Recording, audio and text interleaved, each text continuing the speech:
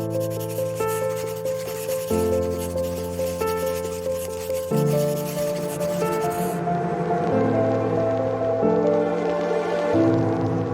right, so get ready because we're going deep on this idea of writing back as a form of decolonization. Right. You've been exploring all these ways that literature creates worlds. Right. Like eco-poetics of space and hood poetics and heterotopias. Mm-hmm.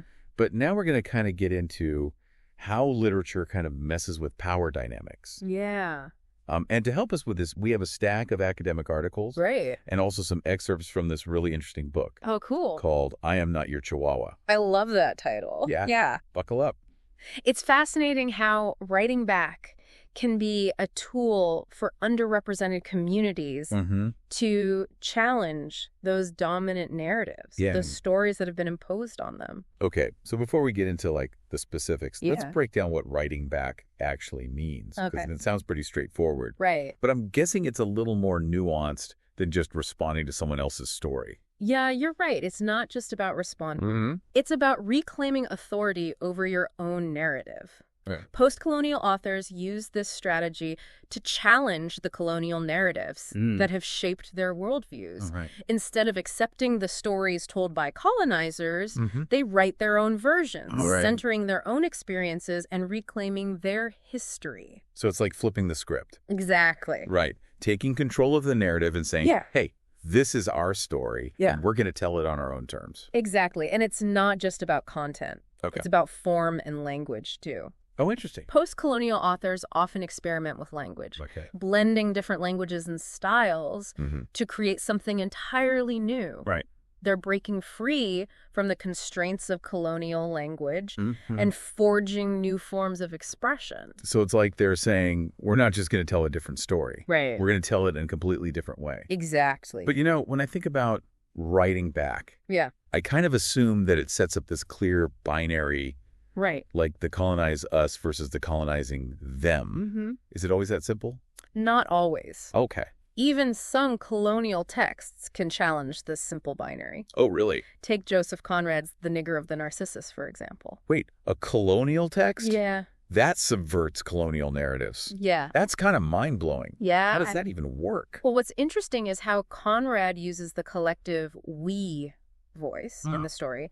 It's not a straightforward, unified we representing a homogenous group. Right. Instead, it shows how group identities, even within a colonial context, are fluid and permeable. So he's blurring the lines between us and them. Exactly. Okay. And it highlights how individuals can belong to multiple groups, and those identities can shift depending on the context. That definitely complicates things. Yeah. So even in a text written from a colonial perspective, there can be cracks in the dominant narrative.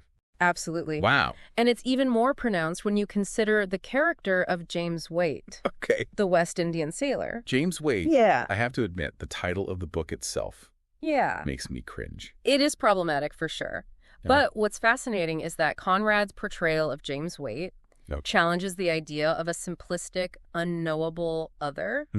His character is complex, defying easy categorization. Right. He's not just a symbol of the colonized. Right. He's a person with his own thoughts and feelings and motivations. So even though he's writing from a colonial perspective, Conrad is kind of subverting colonial stereotypes. At least to some extent. Exactly. He's doing it through his innovative use of we. Which highlights the instability of group identities and makes us question our assumptions about the colonized other. Okay, that's really interesting. Yeah. It's like Conrad is unintentionally opening up a space for writing back. Yeah. Even within his own colonial framework. Yeah. But let's move on to a writer.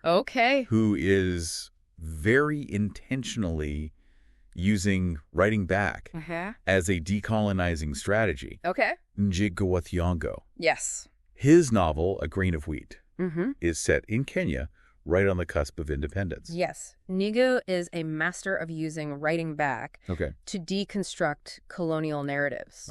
A Grain of Wheat captures that electric moment of a nation being born. And like Conrad, Njige uses the we voice, but in a way that both embraces and challenges this idea of a newly formed national unity. you'd think this we would be all about celebration. Right. A shared identity. Right. Forged in the struggle for independence, right? Yeah. Okay. But Nijege throws a curveball in there. He does. Okay. He introduces a traitor wow. within the community. Mm-hmm. Someone who betrayed the movement during the fight for independence. Traitor. Right, when you're trying to build a new nation. Yeah. What's Nengegi doing here? This is where it gets juicy, right? It absolutely does. Okay. By bringing in the traitor, Mm-hmm. Ngige shows that even in this moment of liberation, Okay. the we is fragmented. Okay. Fractured from the very start. Okay.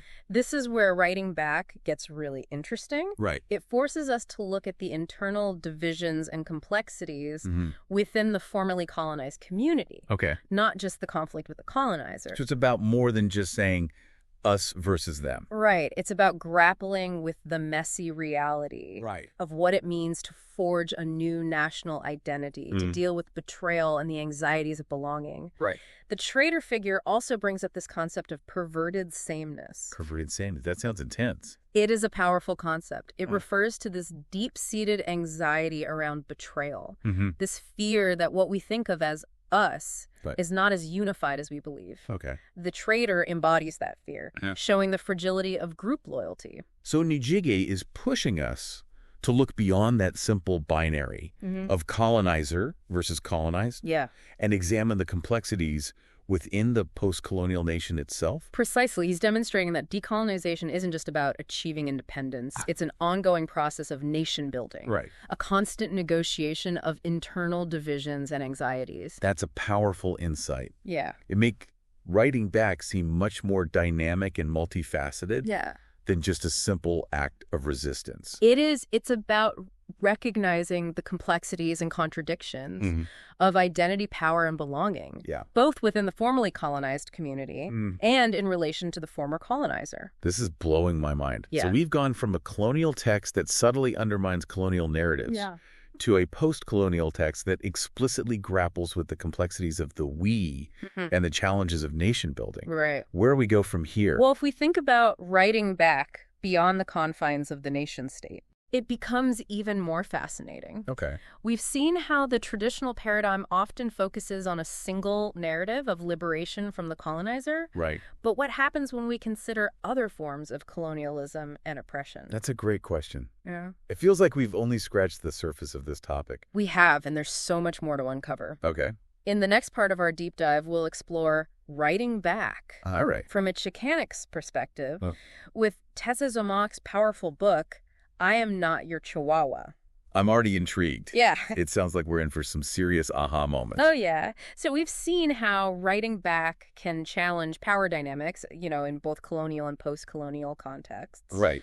Now let's kind of shift gears a little bit and explore it from a Chican perspective with Tessa Zomok's I Am Not Your Chihuahua. Okay.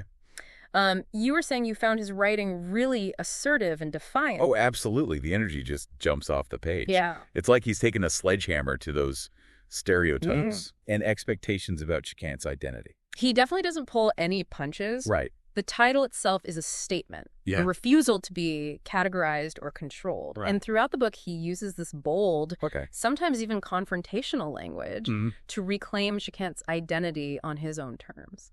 He definitely doesn't shy away from strong language. No, he doesn't. One quote that really struck me was, Soy un pinche chinga tu madre bluesman. Right. It's raw, rebellious. Yeah. And completely unapologetic. Yeah. He's rejecting those attempts to sanitize or romanticize Chican's experiences. And he pushes back against this idea of a romanticized past, too. Yeah. There's a line where he says, No estamos olfateando un linaje directo a la penocha de Malitzin. It's like he's saying we're not searching for some pure, unbroken lineage to the pre-colonial past. Exactly. He's challenging this idea that Chican's identity should be rooted in some idealized pre-colonial origin. He's embracing the complexities and contradictions of Chican's history and culture. Yeah. That mixing of indigenous Spanish and American influences. It reminds me of what we were discussing with Nijige. Yeah. It's not just about opposing the colonizer. It's also about grappling with those internal complexities and contradictions within the formerly colonized community itself. Absolutely. Tessa Zomok is doing something similar. Oh. He's not presenting a monolithic Shikang's identity. Right. Instead, he's celebrating the diversity of experiences and perspectives within the Shikang's community. It seems like he's especially resistant to the commodification of Chicano culture. He calls out the ways dominant society tries to package and sell Chicanist culture, Right. often stripping it of its political edge and historical context. He's reclaiming ownership of those narratives and pushing back against cultural appropriation. I notice he uses these metaphors of dogs and pets Oh, yeah. to critique those power dynamics. Yeah. He talks about mascotas parvosas and rejects the idea of being someone's cachorro jugueton, Right. someone's cute, playful puppy. That's such a great observation. Yeah. He's using those animal metaphors to expose the ways Chican's people have been marginalized and infantilized. Right. He's refusing to play the role of the docile, obedient pet. You know, it's striking me that writing back isn't just about content. It's also about style and tone. Yes. Tessozomac's use of humor, satire, and sometimes even vulgarity is a deliberate choice. Yeah. It's a way of disrupting expectations and refusing to conform to the norms of dominant literary culture. You're so right. Yeah. It's about weaponizing language, using it as a tool for resistance. Yeah. He's not trying to make his work palatable for a mainstream audience. Yeah. He's writing for his community, and he's using the language that resonates with them. This makes me think about the connection between writing back and the struggle for land and sovereignty. Right. One of the articles you sent me by Tuck and Yang emphasizes that decolonization isn't just about achieving equality within the existing system. Yeah. It's about fundamentally changing the power structures that control land and resources. That's a crucial point. Yeah. Decolonization is about land. Right. It's about the actual repatriation of land to indigenous communities. And this connects to Tessozomac's work because he constantly emphasizes the deep connection between Chican's identity and the land of the Southwest. Yeah. He talks about being transfronterizo, transcending those borders imposed by nation states, and reclaiming this land. Exactly. He's asserting a connection to this land that predates colonialism. For him, Chicanx identity is inseparable from this land and the history of struggle for its control. So it's not just about reclaiming a narrative. It's about reclaiming a physical space, a homeland. Yes, and this brings us back to the idea that decolonization is an ongoing process. Right. It's not just about reversing the past. Right. It's about creating a different future. Right. A future where indigenous communities have control over their land and destinies. This has been such a thought-provoking conversation. Yeah. I'm starting to understand writing back on a much deeper level. It's been my pleasure to explore this with you. It's a complex topic, but so essential to understanding the legacies of colonialism and the possibilities for decolonization. So we've seen how writing back plays out in these different contexts, colonial, post-colonial, and even within the Chicanqués movement. Yeah. My brain is buzzing with all these connections, between literature and power and identity. Right. But I have to ask, how does all of this apply to someone like me, someone who isn't a writer or a scholar? Yeah. Like, what's the takeaway here? That's a great question. Yeah. And I think it gets to the heart of why writing back matters.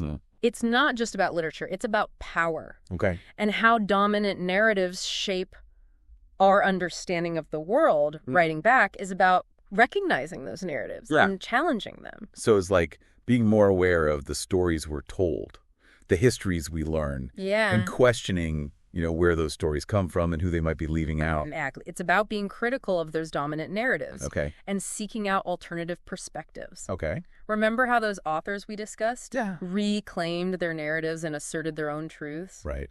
We can do the same in our own lives. I'm trying to wrap my head around that. Can you give an example of what that might look like in everyday life? Think about the stories you were told growing up. Okay. About history, culture, society. Were there any perspectives missing? Okay. Any voices left out? Maybe it was a historical event presented from only one side. Right.